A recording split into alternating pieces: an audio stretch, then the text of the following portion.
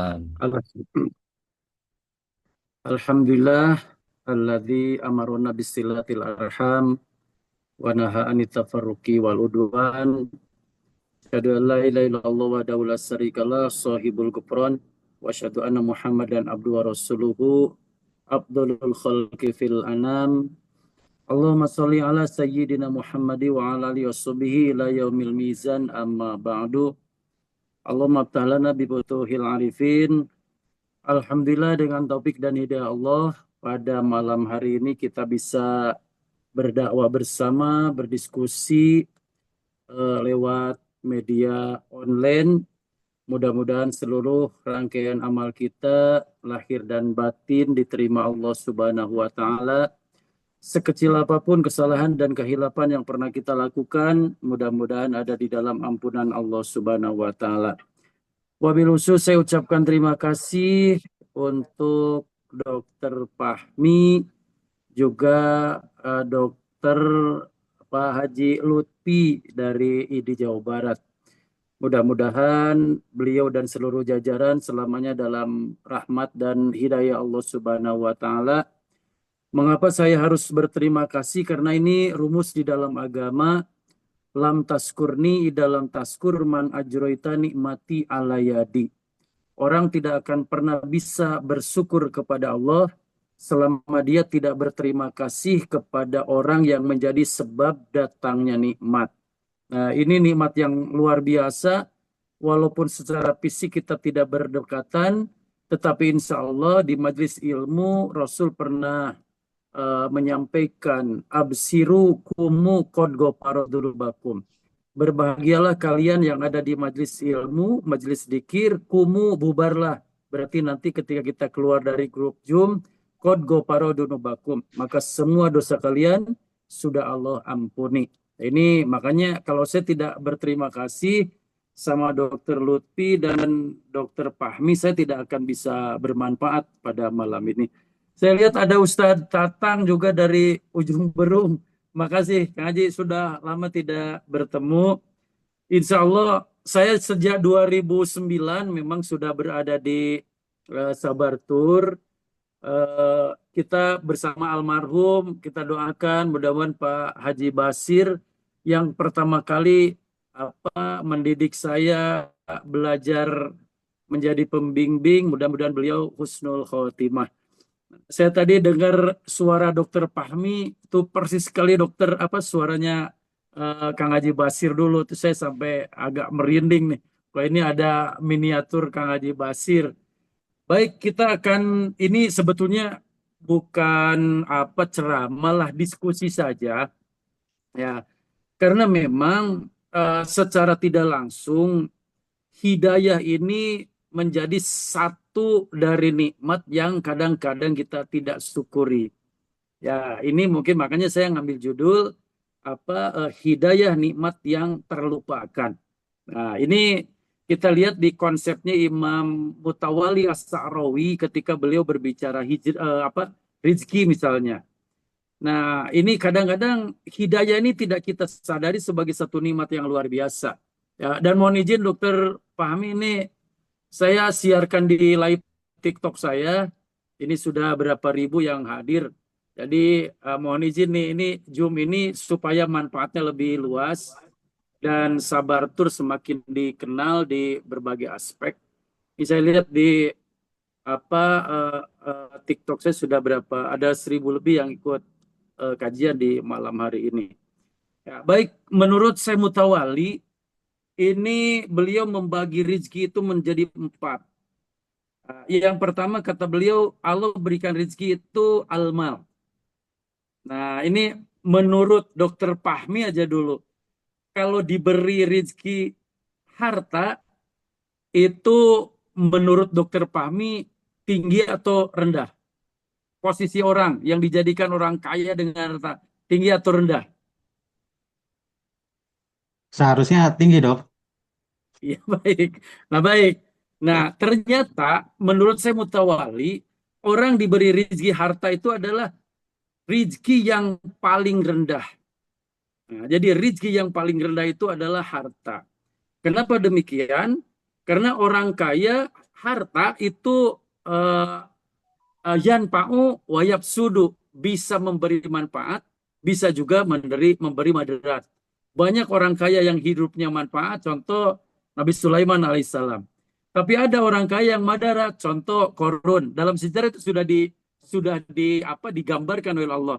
Contoh yang terbaik ketika diberi harta Nabi Sulaiman. Contoh yang terburuk adalah Korun. Maka kata Semutawali As-Sa'rawi, rezeki yang paling rendah itu adalah harta. Ya. Yang kedua, al-afiyah, diberi kesehatan. Nah, nikmat yang kedua atau rezeki yang kedua Allah berikan al-afiyah, yaitu sehat. Nah, menurut dia al-a'la minan nikmat. Sehat itu adalah paling tinggi derajat kenikmatan. Karena sekaya apapun dia, ketika sudah diberi penyakit, harta tidak akan bermanfaat. Nah, yang ketiga, solahul abna. Nah, dan ini harapan kita. Solahul abna adalah rizki yang paling utama. Nah, apa itu solahul abna? Diberi istri dan keluarga yang soleh-solehah. Nah, ini walaupun misalnya dalam kehidupan banyak kekurangan, ya tetapi kalau punya keluarga yang soleh-solehah, ini justru kata Semutawali adalah rizki yang paling utama. Nah, yang terakhir, hidayah. Nah, posisi hidayah ternyata mengalahkan solahul bana, mengalahkan al-afiyah, dan mengalahkan harta. Jadi ketika orang mendapatkan hidayah, ya itu adalah nikmat yang paling sempurna.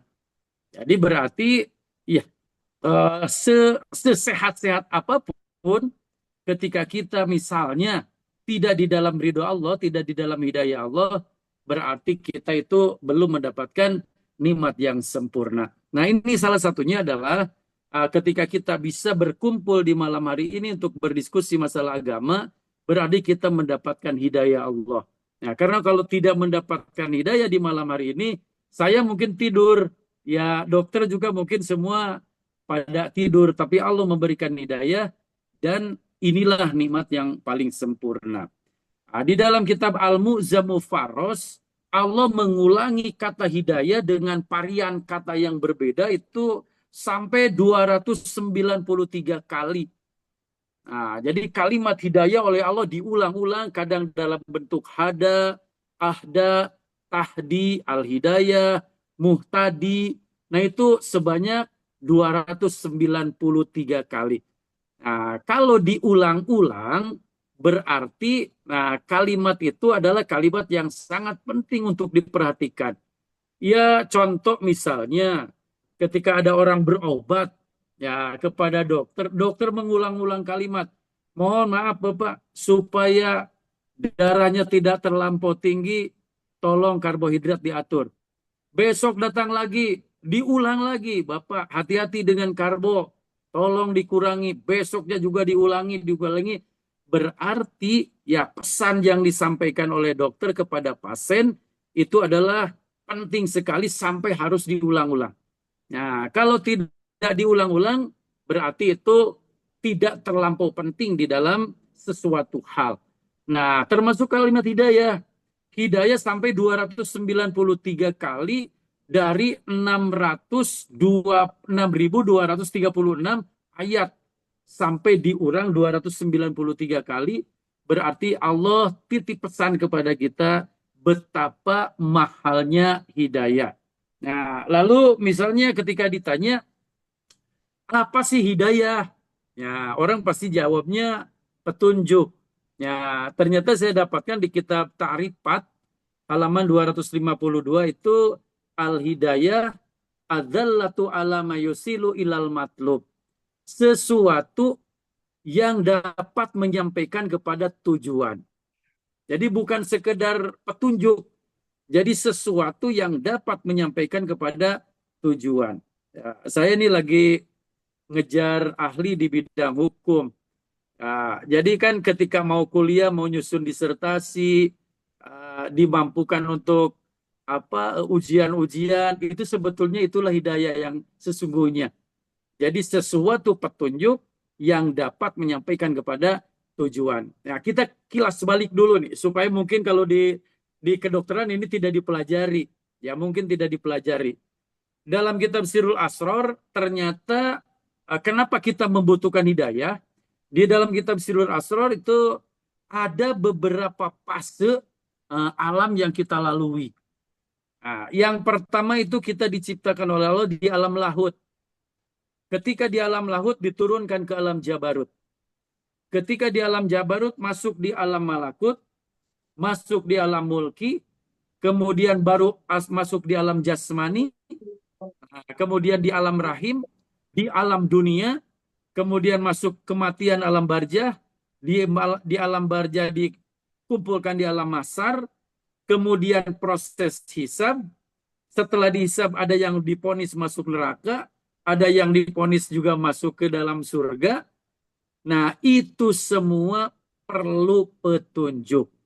Nah, kalau tanpa petunjuk, konsepsi dasar innalillahi wa inna ilaihi raji'un tentu tidak akan dapat terpenuhi. Makanya bagi orang yang sudah mendapatkan hidayah Islam, ya kemudian mau belajar, kemudian beramal, itulah orang yang mendapat hidayah untuk sampai kepada tujuan. Ini sungguh sangat luar biasa. Coba kalau kita perhatikan, misalnya begini kalau kita perhatikan, apakah umur di dunia itu lebih panjang daripada alam barzah?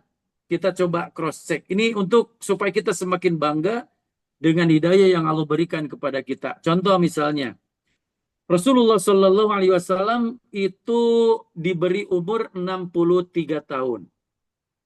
Ya, kemudian beliau wafat tanggal 8 Juni tahun 632. Itu Rasul meninggal dunia. Sekarang Rasul berada di alam barzah. Berarti sudah 1393 tahun Rasul berada di alam barzah. Usia dunianya hanya 63 tahun. Di alam barzah beliau sudah 1393 tahun. Hanya beliau dalam nikmat Allah. Coba bayangkan. Kalau tanpa hidayah Allah, kemudian masuk di alam barzah, ya yang begitu lama kita di dalam azabnya, naudzubillah, berat. Yang kedua misalnya Imam Syafi'i, usianya hanya 53 tahun. 7 tahun dia sudah hafal Al-Quran. 9 tahun sudah jadi pengajar untuk masalah Al-Quran. Beliau wafat tahun 767 Masehi, 820 Masehi. Berarti beliau di alam barzah sudah 1205 tahun. Nah, ini sungguh sangat lama. Contoh lain misalnya si Abdul Qadir. Beliau umurnya 89 tahun. Wafat 1966. Beliau sudah 859 tahun di alam barzah. Kita bisa bayangkan, ya kalau kita ambil komparasi, ternyata alam dunia itu lebih pendek dibandingkan dengan alam barzah. Jadi kalau kita tidak diberikan oleh Allah hidayah untuk bisa selamat di alam barzah, nah ini sungguh suatu hal yang sangat mengerikan. Karena alam barzah itu lebih lama daripada alam dunia. Kita perhatikan di dunia sekarang mungkin jarang yang ratusan tahun. 90 tahun juga sudah jarang. Ya, 80, rata-rata 70 sudah meninggal. Bayangin kalau di dunia 70 tahun, di alam mahsyar saja sudah ribuan tahun. Nah, ini sungguh ya hidayah ini harus menjadi satu kenikmatan yang kita syukuri karena subhanallah, nah ini fenomenanya sangat luar biasa. Nah, hidayah itu ini hak prerogatifnya Allah. Nah, jadi kita tidak bisa memilih. Nah, sehingga kata Allah, "Mayyadillah fahuwal muhtadi wa mayudlil faulaika humul khasirun." Orang yang mendapatkan hidayah berarti dia telah mendapatkan petunjuk Allah. Dan orang yang tidak menerima hidayah, dia termasuk orang-orang yang rugi. Nah, salah satu contoh. Makanya untuk keluarga besar ID patut bersyukur kita dijadikan seorang muslim, memiliki pengetahuan, ya kemudian nah kita bisa beramal dengan pengetahuan yang kita miliki. Ya, coba kita kilas balik dulu. Perjalanan karena hidayah itu milik Allah, maka patut kita tapakuri cerita misalnya di dalam kitab Al-Qirtos tentang kematian paman Rasulullah Abu Thalib. Nah, ini betapa dahsyatnya hidayah dan betapa hidayah itu mutlak hanya Allah yang memiliki dan bisa memberikan. Nah, satu saat Abu Thalib itu sakaratil maut, maka Rasul diberitahu bahwa pamannya itu sedang sakaratil maut. Nah, Rasulullah SAW dari kecil sudah ditinggalkan oleh orang tua. Beliau diasuh oleh kakeknya meninggal. Beliau diurus oleh pamannya Abu Thalib. Dan Abu Thalib itu sayang kepada Rasulullah melebihi sayang kepada anak-anaknya. Apapun dimanapun Rasul selalu dijaga. Maka ketika satu saat beliau sakaratul maut, Rasulullah SAW mendatanginya. Ya, kemudian beliau berkata, Ayu amin, kul la ilaha illallah. Wahai paman, katakanlah satu kali saja la ilaha illallah. Dalam satu hadis, kalimatan ahajju laka bi'indallah. Ya, kalau paman mengucapkan la ilaha illallah, maka aku akan membela paman di akhirat di hadapan Allah. Dalam hadis lain itu, kul la ilaha illallah ashadu biha indallahi yaumal qiyamah.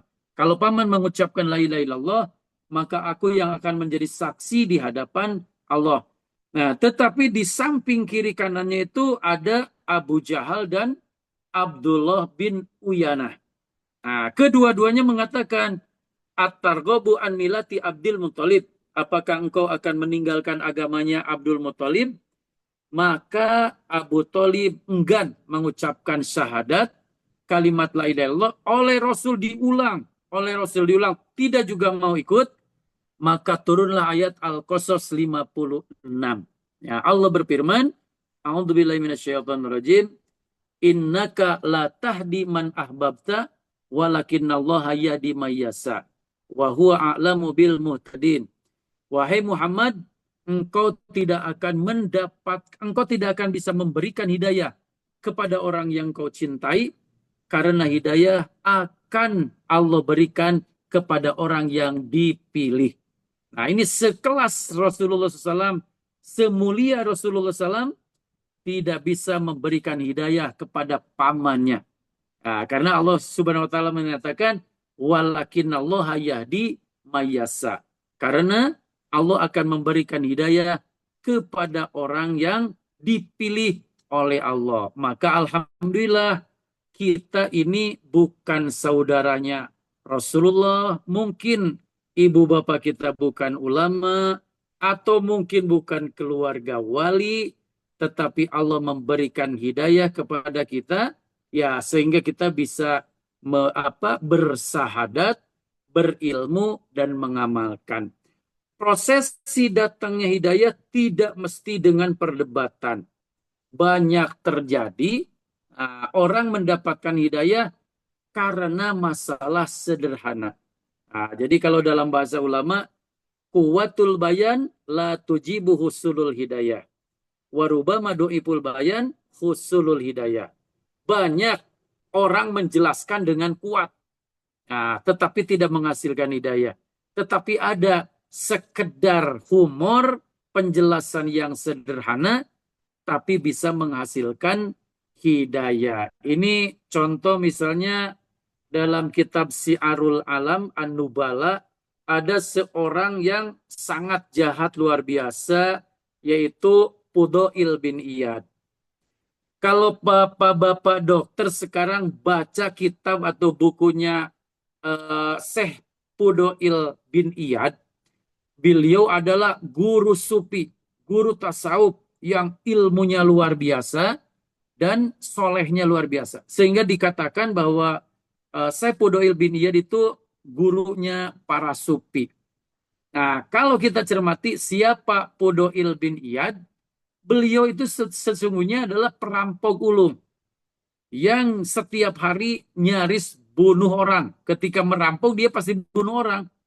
Ya, jadi dia tidak ada belas kasihan itu. Namanya Fudail bin Iyad itu orang yang tidak punya belas kasihan.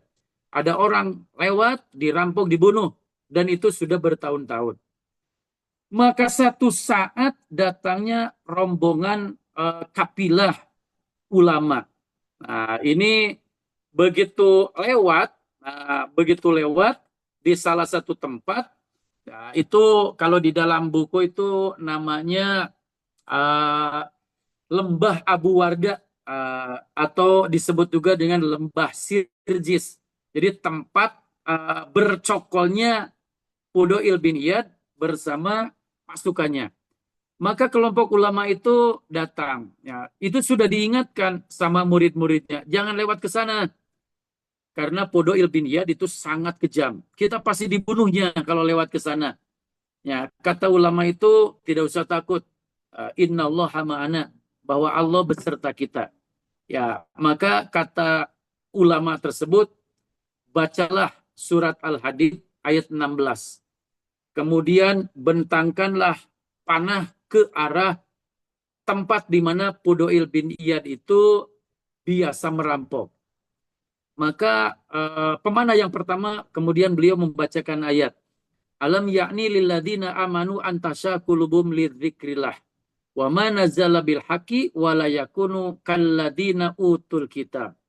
Begitu dipentangkan, maka Fudail bin Iyad yang ada di lokasi itu menjerit kesakitan, padahal busurnya itu tidak kena terhadap tubuhnya, tetapi beliau kesakitan luar biasa. Kemudian ulama tadi mengatakan lagi kepada orang yang kedua, ya coba kamu bentangkan lagi busurnya. Dan bacalah ayat Az-Zariyat ayat 50. Fafiru ilallahi innilakum minhu nadiru mubin. Begitu dipentangkan dan masuk di daerah itu, ya Fudail bin Iyad menjerit sekuat-kuatnya, lebih dari jeritan yang pertama. Rasa kesakitan, padahal busurnya itu tidak kena terhadap tubuhnya. Ya, kemudian ulama itu juga bilang kepada yang ketiga, baca lagi ayat yang pertama. Ayat Az-Zumar ayat 53, ayat 54. Wa anibu ila rabbikum wa aslimu lahu min qabli ayatiyakumul adzab tsumma la tunsurun. Ya, kemudian dibentangkan dan tiba di sana, kemudian Fudail bin Iyad keluar dari persembunyiannya, maka beliau kemudian memohon ampun kepada ulama tersebut dan beliau menyatakan keimanannya. Sejak itu Fudail bin Iyad bertaubat kepada Allah, menjadi murid si ulama tersebut. Dan saat ini semua ulama menyatakan bahwa Fudail bin Iyad adalah sufi terbesar di dunia. Ya, beliau adalah guru para sufi, padahal di awalnya dia adalah seorang perampok yang nyaris setiap hari bunuh orang. Itulah keunikan hidayah. Ya, jadi kuatul bayan la tujibu husulul hidayah. Sekuat apapun kita menjelaskan kepada orang, belum tentu menghasilkan hidayah. Ya, tetapi ketika Allah sudah memberikan hidayah, tidak akan bisa menolaknya. Nah, ini keluar biasaan. Ini mohon izin ada pertanyaan. Benarkah, Assalamualaikum, benarkah bahwa bahwa manusia itu pada dasarnya berada di dalam kesesatan? Waalaikumsalam yang sudah bertanya, terima kasih. Betul, karena Allah sendiri pernah menyatakan di dalam hadis qudsi, ya ibadi kulukum dolun ilaman hadaitu fastahduni ahdikum. Nah, ini juga ya hal yang perlu kita syukuri bersama, nikmat daripada hidayah yang kadang-kadang kita banyak melupakannya. Allah berfirman di dalam hadis qudsi riwayat Imam Tirmidzi, ya ibadi, wahai hambaku, kulukum dolun, sesungguhnya semua kalian dalam kesesatan. Illa man hadaitu, kecuali orang yang diberi petunjuk. Fastahduni, mintalah kepadaku petunjuk, ahdikum, maka aku akan berikan petunjuk. Nah, ini makanya saya bisa jamin orang yang tidak meminta hidayah ketika sholat 5 waktu, baik wajib maupun sholat sunat, sholatnya ditolak. Nah, ini harus dicatat dan diingat. Siapa saja orangnya yang tidak meminta hidayah ketika sholat, baik wajib maupun sholat sunat, sholatnya tidak diterima. Dan sholatnya batal. Nah, ini kalau ketika sholat kita tidak minta hidayah. Karena ini instruksi dari Allah. Fastahduni ahdikum. Mintalah petunjuk kepadaku, maka aku akan beri petunjuk. Maka orang yang di dalam sholat tidak meminta hidayah, sholatnya batal. Loh, kok bisa misalnya Kang Haji?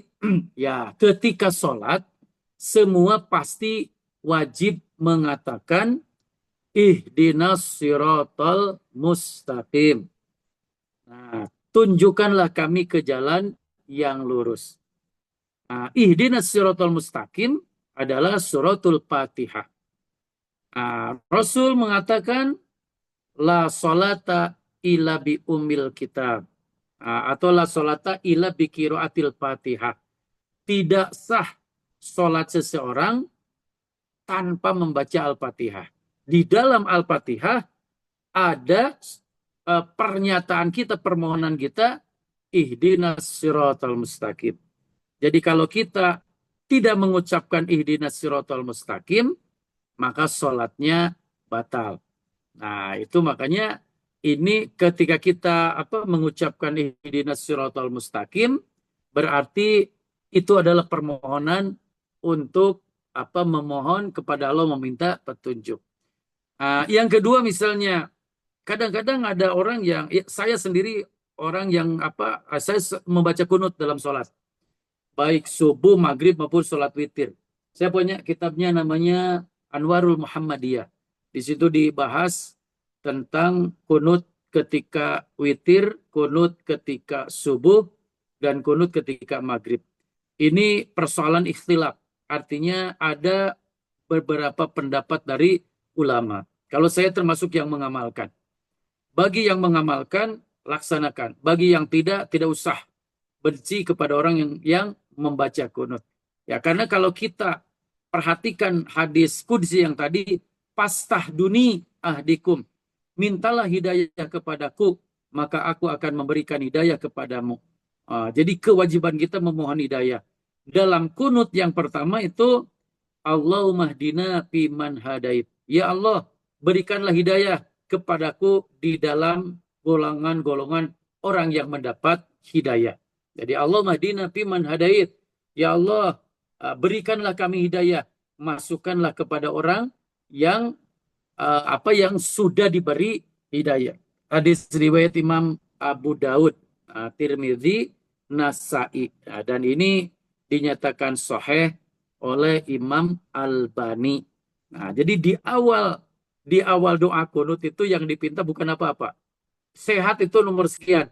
Nah, tapi yang pertama, ya Allah berilah kami hidayah. Makanya jangan benci kepada orang yang suka membaca kunut, karena instruksi Allah di dalam hadis riwayat Tirmidzi, fastahduni ahdikum.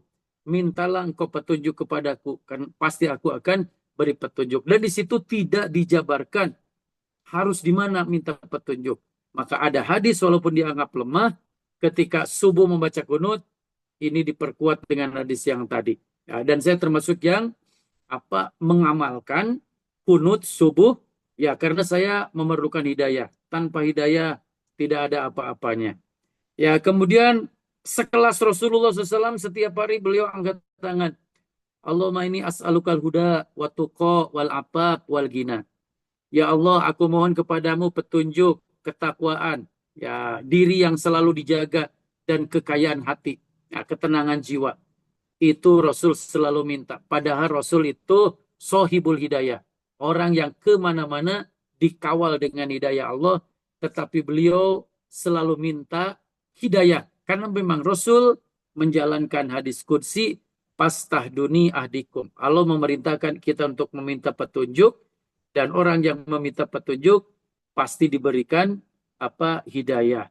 Ya, kemudian di antaranya lagi yang populer misalnya Rabbana la tuzigh qulubana ba'da idh hadaitana wa hab lana min ladunka rahmatan innaka antal wahhab. Ya, jadi ya Allah, janganlah Engkau jadikan hati kami condong kepada kesesatan sesudah Engkau beri petunjuk. Ini permohonan supaya hidayah kita itu adalah istiqomah. Ya, termasuk juga doa yang diberikan oleh Rasul kepada Sayyidina Ali misalnya, Allahumma hdini wasadidni. Ya Allah, berikanlah kami petunjuk, jadikanlah kami orang yang benar. Nah, ini adalah pentingnya kita memohon petunjuk, karena tanpa petunjuk atau hidayah, ya, manusia tidak ada apa-apanya. Karakteristik hidayah, ini kan kadang-kadang ada orang pintar, tapi belum mengamalkan. Ada orang yang sudah mengamalkan, tetapi tidak ada efek di kehidupan sehari-hari. Nah, makanya kita perlu cross-check diri, introspeksi diri, karena ternyata menurut Imam Ibnu Qayyim, dalam kitab Miftahu Dar Sa'adah, beliau menyatakan hidayah itu ada 4 tingkatan, ada 4 karakter. Yang pertama, hidayatul am. Yang kedua, hidayatul bayan. Yang ketiga, hidayatut taufik. Dan keempat, hidayatun nihayah. Kalau orang sudah mendapatkan hidayatun nihayah, maka dinyatakan ketika nanti bangkit di alam kubur, mau menuju alam mahsyar, mulutnya mengatakan, wa qalu alhamdulillahilladzi hadana lihada wa ma kunna linahtadiya laula an hadanallah. Itu perkataan kegembiraan karena ketika di dunia sudah mendapatkan hidayah. Nah, kita coba satu-satu. Yang pertama, hidayatul am. Nah, hidayatul am itu hidayah secara umum. Mungkin semua orang tahu bahwa agama Islam itu agama mulia dan agama terbaik. Inna dina indallahil Islam. Agama yang paling benar di hadapan Allah, agama Islam. Mungkin semua bisa sudah tahu. Nah, tetapi belum tentu dia mampu menjelaskan kebenaran Islam itu di mana. Ketika orang Muslim tahu Islam itu agama yang benar, kemudian bisa menjelaskan di mana sisi kebenaran Islam, misalnya berbicara syahadat, berbicara sholat, puasa, zakat, ibadah haji, ya berarti ketika mampu menjelaskan, dia mendapatkan hidayatul bayan. Orang yang tahu bahwa sholat itu penting, puasa juga penting, zakat sodako itu penting, belum tentu orang kaya berzakat, memberikan infak, padahal itu adalah sesuatu hal yang sangat luar biasa, belum tentu mengamalkan. Ya, pentingnya sholat, mungkin banyak orang yang ya kadang sholat, kadang tidak, atau tidak memperjuangkan sholat kepada khusus. Jadi belum tentu orang yang tahu sholat itu penting, zakat itu penting, haji, umroh itu penting, tapi melaksanakan. Kalau seseorang melaksanakan sholat, melaksanakan zakat, sodako, ibadah haji, dan umroh, berarti orang itu mendapatkan hidayah yang ketiga, hidayatut taufik. Nah, kemudian sholat itu tanha anil fasai wal munkar. Bahwa sholat itu bisa menjaga kita dari perbuatan keji dan munkar. Kemudian yang terberat dari prosesi ibadah haji dan umroh itu adalah syahida manafi alahum. Mewujudkan, mengaplikasikan amalia ketika di tanah suci, ya diaplikasikan di tanah air. Belum tentu semua orang bisa. Orang sholat rajin, ya puasa rajin, tapi akhlaknya belum begitu baik. Orang yang sholat kemudian terjaga dari paksa dan munkar, orang ibadah haji umroh dan diwujudkan di Indonesia, di tanah air, maka ketika orang sudah mampu mewujudkan apa yang diamalkan, beliau berarti mendapatkan hidayatun nihayah, puncaknya hidayah. Nah, ini makanya hidayatul am itu pasti yang awal. Semua orang pasti dapat. Hidayatul bayan, orang bisa ngomong tentang kebenaran. Nah, hidayatul taufik, dia melaksanakan apa yang dia ketahui, dan setelah dilaksanakan, diaplikasikan dengan akhlak yang lebih baik. Nah, ini itu menurut Syekh Ibnu Qayyim Al-Jauzi, bahwa hidayah itu ada hidayatul am, ada hidayatul bayan, ada hidayatul taufik, ada hidayatul nihayah. Maka ketika kita mohon kepada Allah, mudah-mudahan ya kita mendapatkan hidayah yang total. Jadi hidayatul amnya dapat, ya kemudian mendapat bayan ilmu, dan kemudian bisa mendapatkan taufik mengamalkan ilmu, ya, dan bisa mewujudkan. Karena banyak yang terjadi, orang tahu umroh itu penting, banyak tahu, tapi dia nggak mau karena takut, ya, di tanah air akhlaknya belum benar, nanti takut di sana kena azab Allah. Ini banyak, dan bukan satu dua yang datang kepada saya. Itu salah satunya jamaah Sabartur ketika di tahun 2012. Ini maaf saya sebut nama ini untuk itibar saja. Beliau datang kepada saya nyimpan uang, waktu itu masih umroh, kalau saya pikir waktu itu masih 16-18 juta lah waktu itu. Haji, saya mau ikut umroh, ini uangnya. Paspor sudah ada, ya uang sudah disetor. Ketika mau berangkat dia nggak mau. Tahun depannya juga sama, nggak mau. Akhirnya saya tanya, kenapa Akang kok tidak mau berangkat? Uang sudah siap, semua persyaratan sudah layak. Takut katanya Kang Haji. Takut apa? Ya, dia cerita bahwa saya ini nakal kepada perempuan. Saya ini kepala dinas pendidikan di salah satu kota. Dan saya nakal ke perempuan itu sangat luar biasa nakalnya. Saya takut di sana kena adab. Saya tanya, Akang mau umroh, mau wisata, mau tobat, atau mau memperbaiki akhlak? Oh ya, saya mau tobat, saya mau memperbaiki akhlak. Saya jamin tidak akan ada apa-apa. Yang penting kita tidak melakukan sesuatu hal yang dilarang oleh Rasulullah ketika di tanah suci. Ya, karena Rasulullah menyatakan ataib minadzanbi kamala dan balah.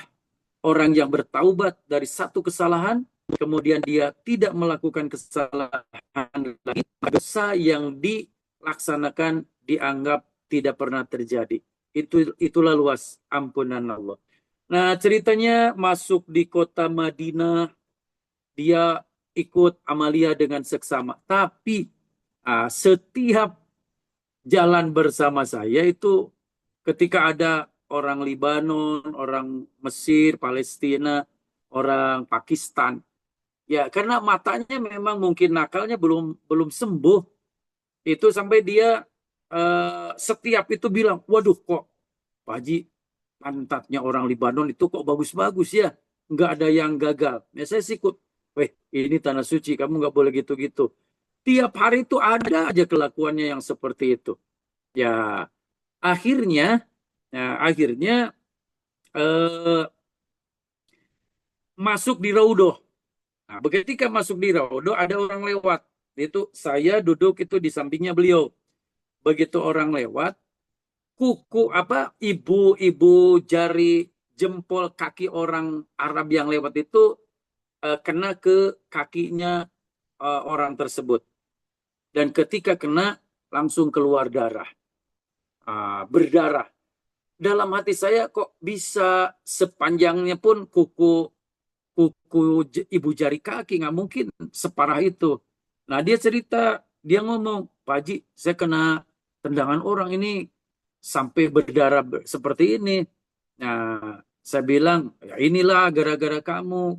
Kalau jalan lihat pantat, hantem aja ngomong tentang pantat. Istighfar lah. Ya, akhirnya dia istighfar, ngambil air jam-jam, beliau bertaubat dan kakinya di lumuri air jam-jam, saat itu juga kering. Nah, ini adalah salah satu bukti bahwa Allah memberikan hidayah itu tidak tidak semuanya total. Dan banyak orang yang tidak mau pergi ibadah haji maupun umroh ya gara-gara ada persoalan kesalahan di Indonesia, itunya ada ketakutan. Makanya saya jamin, insya Allah kalau bersama Sabar Tour, ya yang penting ikut instruksi, tidak akan terjadi apa-apa. Karena niat kita ke Tanah Suci bukan untuk wisata, bukan untuk jual beli, tetapi mutlak untuk eh, untuk selalu berkhidmat dan beribadah. Maka kalau saya yang bimbing, ibadah sunat pun saya kejar. Nah, seperti misalnya ngecup Hajar Aswad, itu semua jamaah Sabar Tour bisa dicek. Yang saya bimbing itu semua saya kecupkan, saya bantu satu-satu untuk ngecup Hajar Aswad. Padahal itu sunnah. Tetapi saya selalu berpikir, orang datang ke Mekah, ya mungkin kalau para dokter bisa mengulangi tahun depan, tapi kalau orang kampung yang rezekinya terbatas, belum tentu bisa pergi ke Tanah Suci berulang kali.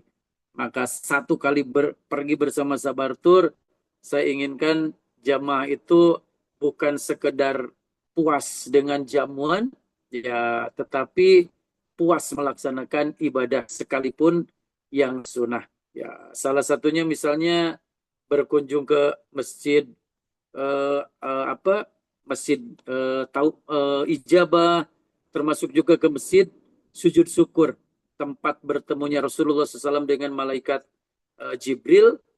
Dan masjid ini adalah jaminan nikmat bagi orang yang suka membaca salawat. Ini adanya di Madinah, dan ini jarang orang tahu semua. Tidak semua pembimbing tahu Masjid As-Sajdah. Alhamdulillah saya nyari dari 2009, ketemu 2016. Jadi 2016 saat saya membimbing dokter jantungnya Pak Jokowi. Jadi mohon izin Pak Dokter, saya pernah membawa 10 dokter kepresidenan, dan itu semua dokter ahli jantung.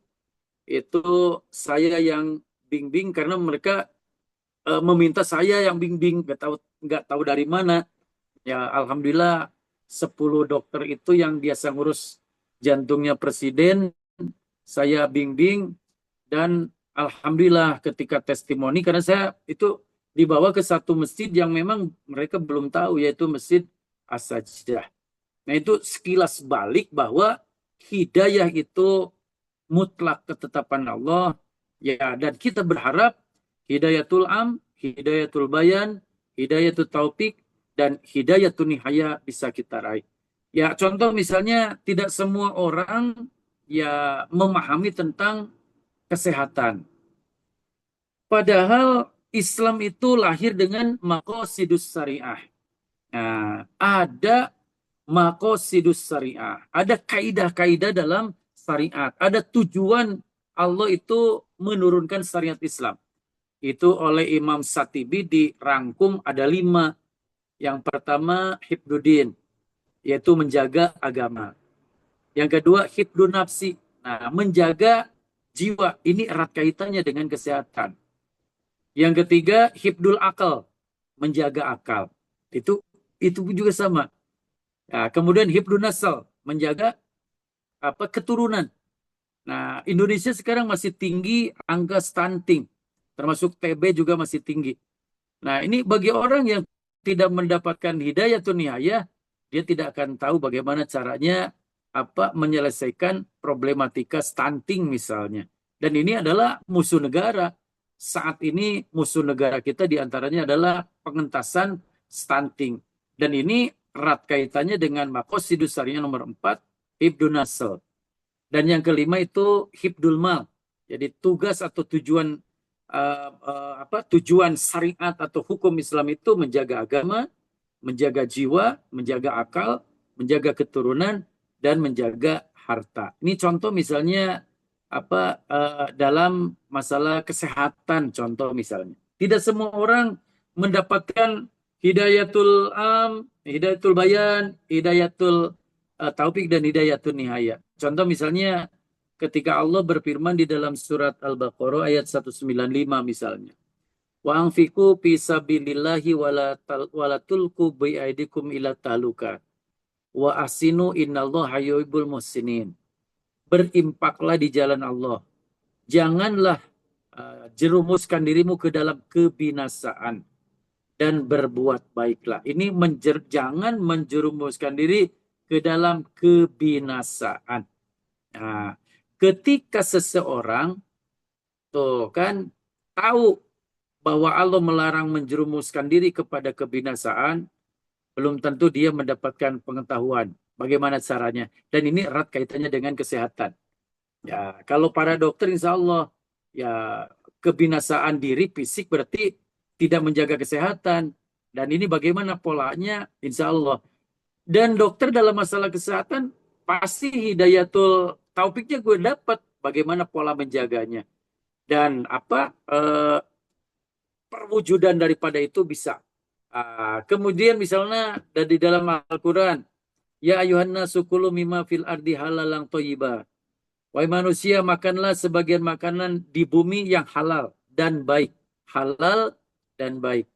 Baik berarti dalam kajian kesehatan itu sehat. Saya dulu termasuk orang yang tidak pernah menjaga pola makan. Akhirnya 2021 saya diberi peringatan oleh Allah gula darah 400. Nah, saya sendiri baca ayat ini ternyata belum bisa mengamalkan. Ya, akhirnya konsultasi dengan dokter, bagaimana caranya nih supaya gula darahnya stabil. Nah, makanya kemudian dokter-dokter menyarankan jaga pola makan. Semua saya dengar dan saya amalkan. Ya, alhamdulillah ketika petunjuk dari dokter itu saya amalkan, berarti saya mendapatkan hidayah taufik. Dan sekarang pulih kembali, sehat kembali, ya seperti sedia kala berarti saya mendapatkan hidayatun nihaya. Tidak semua orang itu yang membaca bahwa kita harus makan halal dan bersih, tetapi bisa menjaga kehalalan dan bisa menjaga kesehatan makanan, itu mutlak juga hidayah dari Allah. Dan kesehatan ini subhanallah. Makanya Rasul pernah menyatakan, man asbaha minkum amina fi sirbihi mu'afi fi jasadi indahu putu yaumihi paka'anama hi rasullahud dunya. Apabila seseorang dikasih oleh Allah pagi harinya merasa aman, ya, di tempat tinggalnya merasa tenang, sehat tubuhnya, dan memiliki makanan yang cukup untuk hari itu, maka dia seolah-olah telah menguasai dunia dan isinya. Maka ini kesehatan ini selalu oleh Rasulullah SAW dipinta, Allahumma inna nas'alukal afa wal afiyah fid dunya wal akhirah wa ahli wa mali. Ini juga doa yang selalu saya amalkan karena saya ingin selalu sehat lahir dan batin. Allahumma ini as'alukal afa wal afiyah. Ya Allah, aku mohon kepadamu ampunan wal afiyah dan kesehatan fid dini wa dunya, dalam masalah agama dan urusan dunia, wa ahli wa mali, bagi keluarga dan harta. Ya, karena Rasulullah SAW menyatakan nikmatani maghbunun. Dua nikmat yang terkadang ya membuat manusia tertipu. Fihi makasir, banyak orang yang tertipu dengan nikmat ini. Yang pertama as-sihatu wal faragh. Yang pertama adalah kesehatan, yang kedua diberi waktu luang. Makanya ketika kita diberi oleh Allah Subhanahu wa taala kesehatan, syukuri, karena nikmat yang pertama akan ditanya di alam barzah nanti adalah nikmat sehat. Nah, terakhir, lalu bagaimana ketika kita ingin memiliki ingin memiliki hidayah dari Allah. Tentu semua orang pasti ingin mendapatkan hidayah. Ini ada beberapa cara di dalam Al-Quran. Yang pertama Al-An'am ayat 82. Jadi di sini alladzina amanu walam yalbisu imanahum bidulmi ulaika lahumul amnu wa hum muhtadun. Yang pertama, perkuat tauhid. Yang kedua melaksanakan perintah Allah secara istiqomah. Ya, fa imma ya'tiyanakum minni huda paman nitaba huda fala yadilu wala yasqa. Orang yang mengikuti hidayah Allah, mengamalkan hidayah yang Allah berikan, maka dia akan ditambah hidayahnya. Toha 1, 2, 3.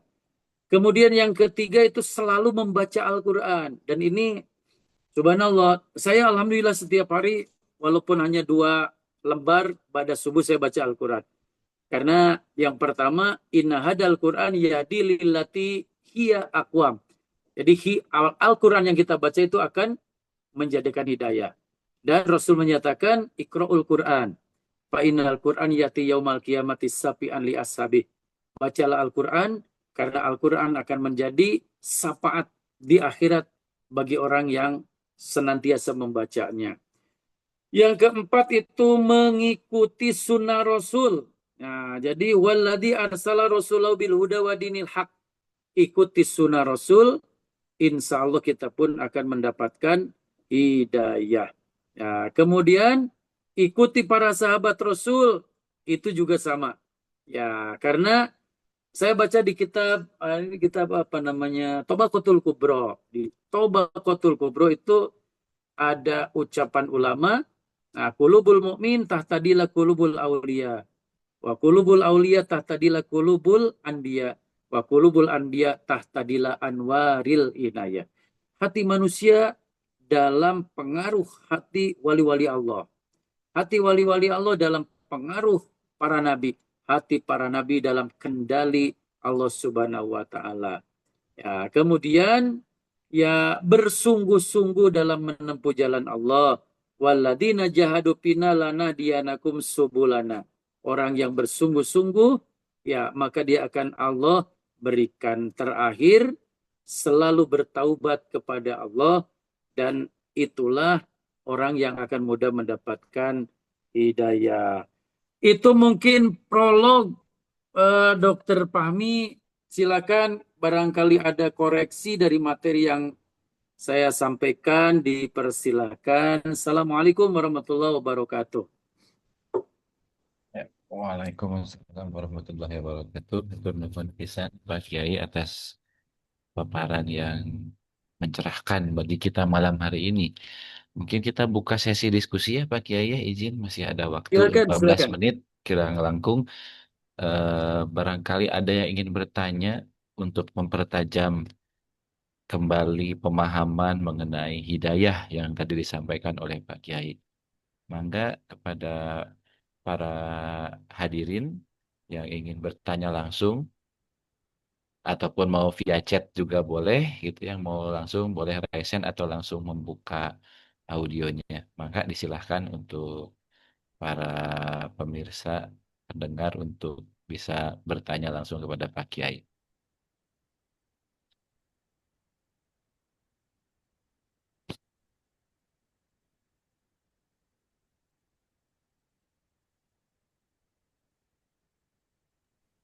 Kalau belum ada, saya lagi kayaknya Kang Roni. Siapa enggak? Maka Pak Ketua. Ya. Kalau Dokter Lutfi agak takut nih pertanyaannya pasti Oh, nih. enggak Pak Ustadz. Mangga Dokter Lutfi, mangga mau Ya, bertanya langsung dengan Pak Ustadz, silakan.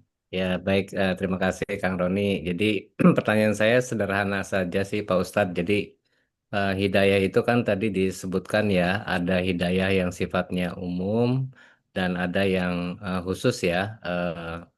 Nah, terkait hidayah yang sifatnya umum ini, apa yang membedakan antara yang Muslim dengan yang non-Muslim gitu, Pak Ustadz?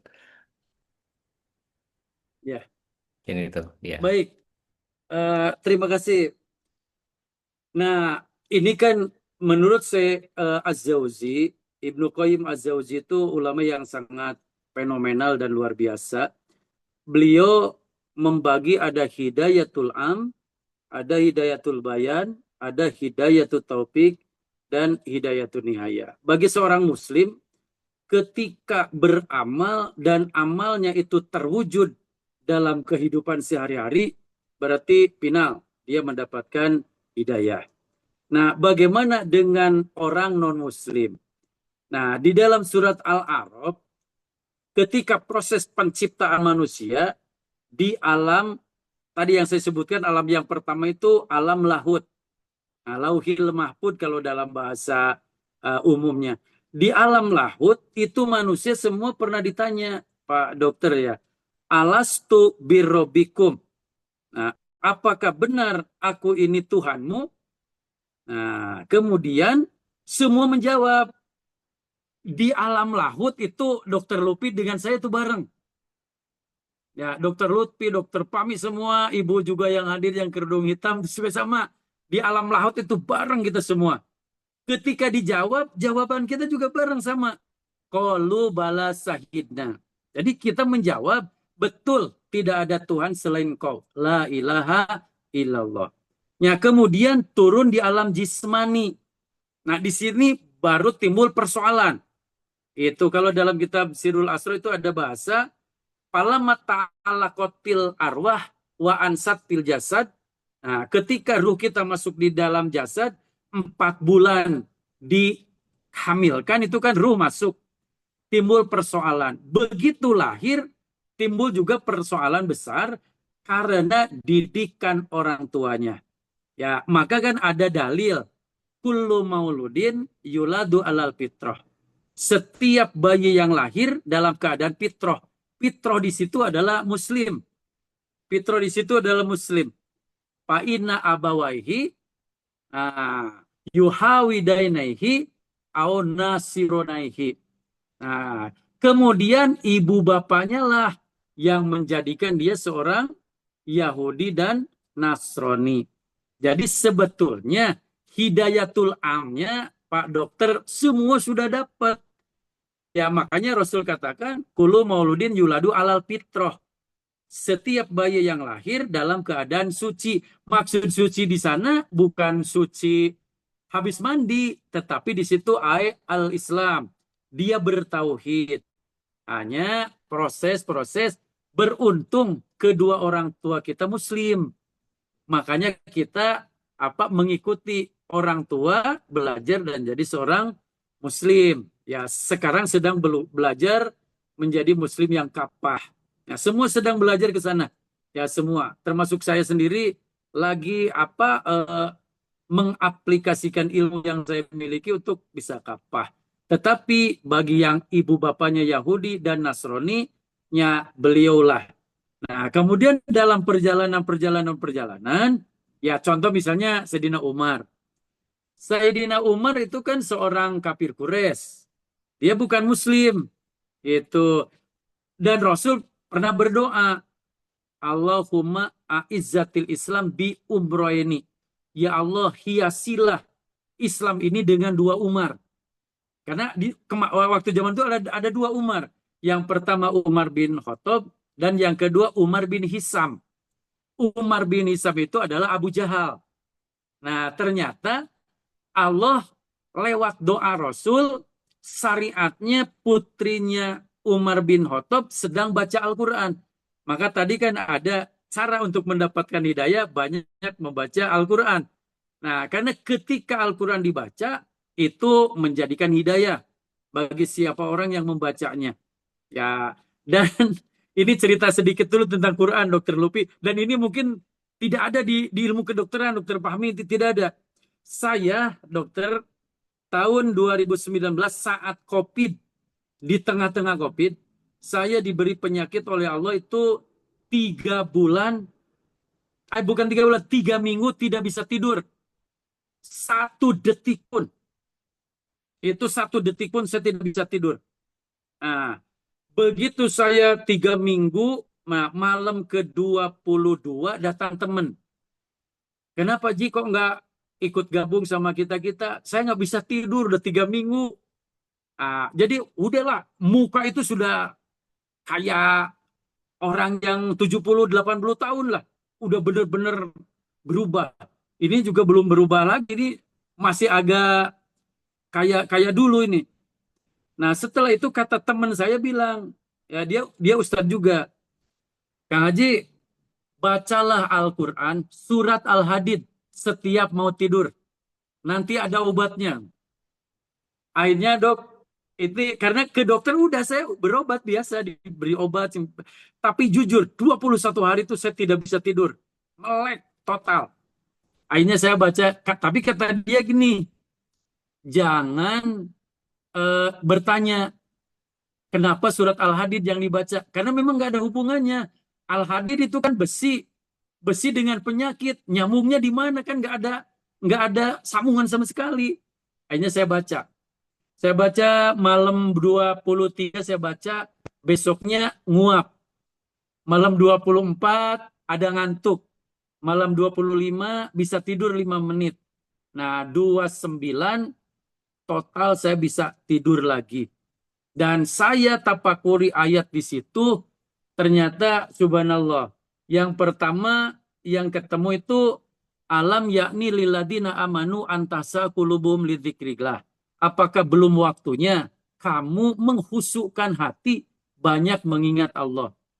Oh, berarti kesimpulannya saya diuji penyakit karena banyak lupa kepada Allah. Yang kedua tentang sodakoh. Ya, berarti saya kurang sodakoh. Makanya saya jalankan. Dan yang ketiga itu wa ilallahi turja'ul umur. Semua urusan akan kembali kepada Allah. Berarti saya kurang tawakal. Dan ketiga itu saya amalkan. Alhamdulillah sekarang saya bisa tidur normal. Ya, dan itulah hidayah dari Al-Quran. Dan Sayyidina Umar, beliau mendengar putrinya baca Al-Quran, kemudian pergi kepada Rasul untuk untuk bersahadat. Nah, ini uniknya hidayah gitu. Ini uniknya hidayah. Jadi ketika kita misalnya punya anak 4, yang satu rajin, yang 2 belum, yang 3 belum. Nah, itulah berarti hidayah tidak mesti karena argumentasi kita yang kuat, tetapi karena memang mutlak ketetapan Allah. Ya, berbahagialah Dokter Lutfi, saya dan teman-teman bisa mendapatkan hidayah Allah. Terlepas dari amal kita belum sempurna, kan kita lagi berjuang. Jadi mudah-mudahan kita panjang umur. Dan satu hidayah yang terakhir itu hidayah nihayah. Kalau dalam kesehatan saya yakin dokter semua sudah dapat itu, sudah dapat. Karena ilmunya dapat, diamalkan juga, dan pasca pengamalan penjagaan diri terhadap proses kesehatan juga dilaksanakan, berarti hidayah nihayahnya sudah dapat. Hanya mungkin dalam sisi lain, dalam masalah agama, dalam masalah amal, mungkin juga kita ada yang belum nyampe di di hidayah nihayah. Contoh begini misalnya dokter, dengan ibadah itu kan kita bisa melunakkan hati. Seperti Sayyidina Umar, beliau itu salah satu khasnya itu ketika istrinya melotot, marah, dia itu nunduk. Nah, berarti Sayyidina Umar itu sudah mendapat hidayah nihayah. Saya tanya, dokter kalau istri melotot, dokter nunduk atau lebih melotot? Nunduk juga. Alhamdulillah, berarti dokter sudah dapat di puncaknya hidayah. Kalau saya masih, istri melotot masih melotot juga. Nah, inilah hidayah itu uniknya di sana. Belum tentu Ustadz itu mendapatkan hidayah yang maksimal, belum tentu. Makanya perlu disyukuri itu ya, disyukuri hidayah yang luar biasa ini walaupun sering lupa. Ya, contoh beginilah, banyak saya melihat dokter-dokter yang ketika praktek di pagi hari jam 9 izin dulu kepada pasien. Ibu tunggu sebentar, saya mau sholat duha dulu. Itu saya sering tuh. Ya, lalu sholat duha, habis sholat duha, kembali lagi untuk memeriksa pasien-pasien. Nah, mungkin saja ada dokter yang melakukan itu menyangka itu bukan hidayah, bukan nikmat yang luar biasa. Itu makanya Rasulullah SAW selalu ketika selesai melaksanakan amal baik, beliau selalu terucap narasi bersyukurnya. Bahkan beliau itu kalau sudah melaksanakan amal baik, ada nikmat, beliau Hamdalahnya sampai 3 kali. Alhamdulillah, Alhamdulillah, Alhamdulillah. Ketika ditanya oleh sahabat, kenapa harus 3 kali? Ya, beliau menyatakan, kalau kita ada nikmat membaca hamdalah 3 kali, hamdalah yang pertama sebagai syukur. Hamdalah kedua, Allah mengampuni dosa-dosa kita. Dan hamdalah yang ketiga itu, derajat kita di hadapan Allah ditinggikan. Makanya kalau selesai periksa pasien, pasien sembuh, jangan hamdalahnya 1 kali. Ya, 3 kali. Alhamdulillah, Alhamdulillah, Alhamdulillah. Hamdalah yang pertama sebagai media syukur yang Allah sudah janji ya bahwa orang yang bersyukur nikmatnya akan dilipat gandakan. Dan yang kedua, ya dosa kita yang tidak terampuni, bukan tidak terampuni, yang tidak tertaubati, dengan hamdalah yang kedua Allah ampuni. Dan yang ketiga yang kita inginkan adalah di hadapan Allah derajat kita lebih tinggi. Karena memang kalau di dunia kan setinggi apapun derajat pasti ada yang lebih tinggi. Tapi kalau di hadapan Allah itu sungguh sangat luar biasa. Demikian, dokter, mohon maaf jika kurang pas jawaban dari saya. Cukup Ya. Pak Ustadz, cukup ya. Terima kasih ya. Nuhun Siap, Dr. mohon Lutfi, maaf. nuhun Pak Ustadz. Pak Ustadz, ini ada yang bertanya di kolom chat, Pak Ustadz, dari atas nama Fadila Asnafuri. Assalamualaikum, izin bertanya, kita sering mendengar istilah hidayah itu harus dijemput, bukan hanya ditunggu. Bagaimana pandangan Islam mengenai pandangan tersebut? Hatur nuhun. Ya, baik. Kalau saya perhatikan dari dalil yang saya ini kan, Allah sendiri menyatakan itu kan kullukum dolun ila manih tadaitu pastahduni ahdikum. Nah, kalau lihat dari sini kan, semua itu dalam keadaan tersesat. Artinya tidak mendapatkan petunjuk. Nah, kemudian ila manih tadaitu, kecuali yang Allah beri hidayah. Pastahduni, mintalah hidayah kepada Allah, ahdikum. Maka Allah akan memberikan hidayah.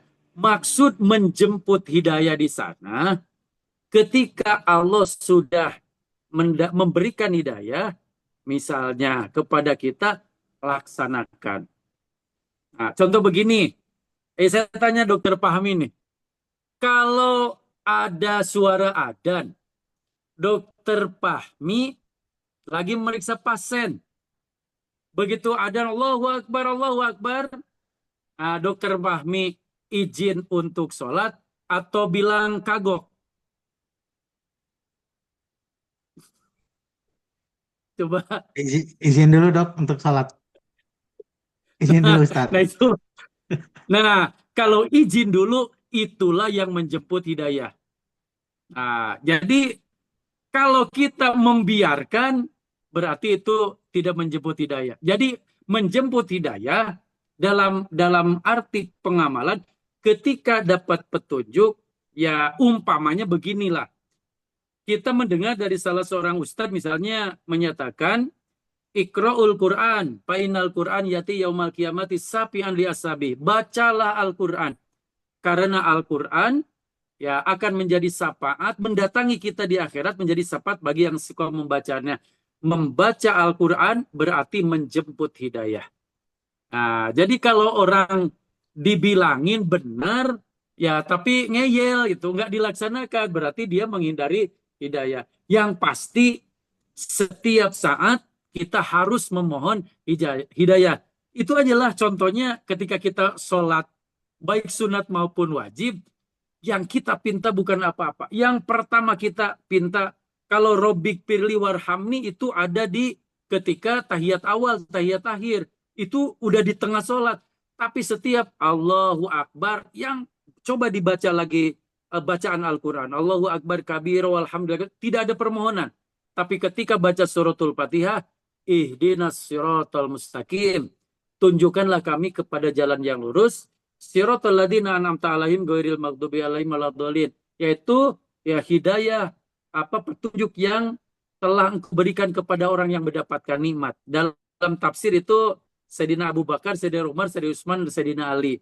Nah, Ghairil maghdubi alaihim waladdallin itu 4 juga. Yang pertama Korun, yang kedua Fir'aun, yang ketiga Haman, nah dan keempat Ubay bin Ka'ab. Nah, demikian mungkin untuk tadi yang bertanya. Jadi menjemput hidayah adalah melaksanakan apa yang kita tahu. Kalau kita tahu bahwa sholat duha itu adalah penting, laksanakan. Berarti itu menjemput hidayah. Kalau dibiarkan berarti kita membuang sia-sia hidayah yang Allah berikan. Padahal hidayah itu tidak semua Allah berikan kepada setiap orang. Demikian, Dok. Ya, baik. Ada satu lagi Pak Ustadz, tapi mungkin sepertinya Mangga. sudah terjawab barusannya, tapi biar diperjelas oleh Pak Ustadz ya. Siap, Assalamualaikum Mangga. dari Dokter Pipit di Sukabumi, Pak Ustadz. Izin bertanya, saya pernah dengar katanya hidayah itu Allah kasih ke semua orang. Hanya saja kembali ke diri kita sendiri, apakah kita mau atau tidak menerima hidayah tersebut. Pertanyaannya adalah, apakah hidayah itu hanya Allah berikan pada orang-orang yang dipilih oleh Allah, atau diberi ke semua orang, tetapi hanya Jawabnya beberapa apa? orang yang mau menerimanya? Nah, deh. Ya, baik. Terima kasih. Ini aku Nah, lagi masuk ya. ya, betul. Nanti Dokter Pipi terima kasih nih sudah menyimak apa yang saya sampaikan. Ya, betul pada hakikatnya Allah lah yang memberikan hidayah. Seperti dalam kisah tadi, paman Rasulullah kan dibilangin. Makanya kan dalam Islam ada lakinu mautakum la ilaha illallah. Talkinlah orang yang akan mati dengan kalimat la ilaha illallah. Itu kalau ada orang yang sudah sekarat, itu kan biasanya biasanya dibilangin sama telinganya la ilaha illallah, la ilaha illallah, la ilaha illallah. Bahkan ini nanti ada ilmu nih untuk dokter, doanya nanti saya sampaikan ke Dokter Fahmi untuk disebarkan. Ini kan kadang-kadang ada orang yang susah mati nih. Sampai ada dalam budaya Sunda, ini punya ilmu kejayaan. Wah, ilmu apalah sehingga harus dipukul talas hitam, daun kelor, dan lain-lain. Ini sebetulnya mudah. Ya, untuk para dokter ini tidak dipelajari di bangku kesehatan ini. Karena saya dapat dari kitab Tanwirul Qulub, ketika ada orang yang sakit parah, ya ambillah kata Rasul, air di mangkuk. Masukkan tangan kita, baca doanya. Kalau Rasul 1 kali udah selesai. Kalau kita mungkin perlu agak banyak lah. La ilaha illallah innalil mauti la syakarat. Nah, kemudian diusapkan ke muka orang yang sakarat, susah meninggal. Insya Allah kalau sembuh dia akan sembuh. Kalau dia mati, insya Allah husnul khotimah. Dan saya sudah buktikan. Ya, saya sudah buktikan ada orang yang sulit meninggal, saya usap. Jam 8 pagi saya usap. Jam 5 anaknya telepon. Pak Haji, alhamdulillah ibu sudah meninggal. Gitu. Ada itu. Nah, sampai saya bentak, kenapa kamu ibu meninggal? Alhamdulillah. Mestinya kan innalillahi wa inna ilaihi rajiun. Nah, untuk Dokter Pipit, jadi pada hakikatnya hidayah itu mutlak, ketetapan Allah. Itu ketetapan Allah. Ya, sehingga paman Rasulullah sendiri ketika Allah talkinkan, dia tidak mau.